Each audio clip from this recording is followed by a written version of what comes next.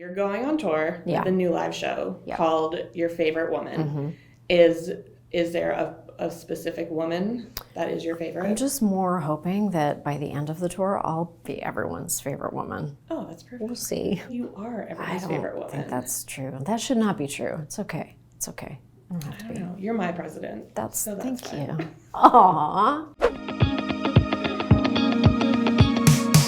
So the tour summary says this show will celebrate the fact that women are fully fucking cool, despite what 6 Supreme Court justices and her Instagram feed seem to think.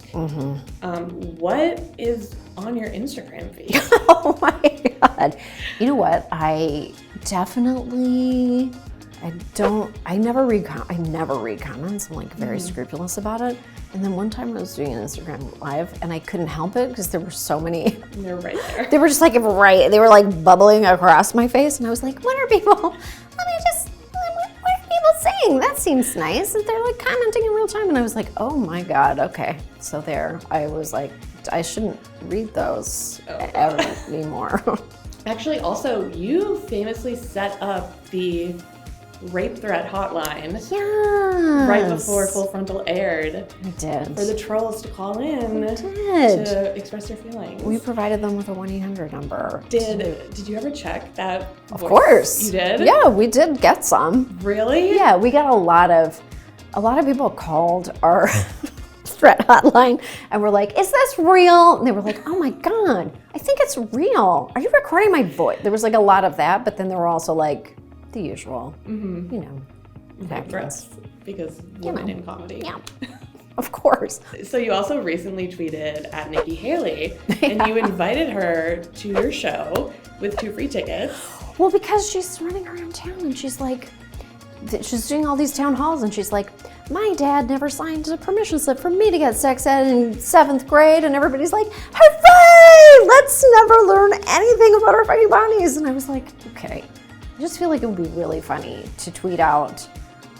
We have like once it gets something like, you know, like, oh, great, another presidential candidate who doesn't know how many holes she has. And then I was like, shouldn't tweet that. I mean, you've reported on so many like horrible abortion laws and just laws against reproductive rights. Yeah. Were you surprised when Roe v. Wade was overturned, or did you feel it all building up to something like we felt it building. Like it just was momentum, you just felt it, and we were talking about it since the beginning of Full Frontal. We were saying it was gonna be overturned. But you don't want your like terrible prediction to come to pass, but it wasn't like a prediction as much as like reading the signs. They were all there. It wasn't like a pleasure to be right about that at all. It's been devastating. I mean, obviously devastating. Yeah. Devastating. What can we expect from the show? Like if Nikki Haley was there, what would you? Well, hopefully she would like learn something about her body. I feel like, so there's this confluence of things happening in the world right now. It's feeling super treacherous. To me, it feels super treacherous to be a woman. I think it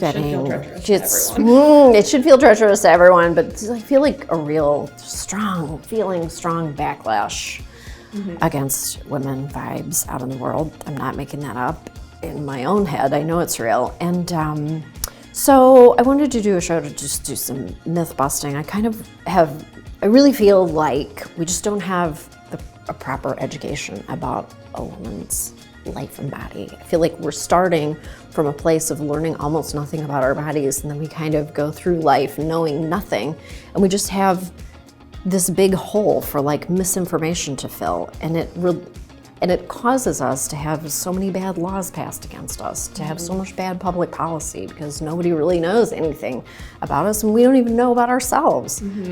I hit perimenopause, and I was like, what's this? I never heard about this before. I don't know what that is. So many things happen in our bodies that are like a shock to us, and I think that's insanity and leads to very bad decision making. And so I'm exploring that with the show, and it's also just like fun and pretty stupid and funny and personal and like, it.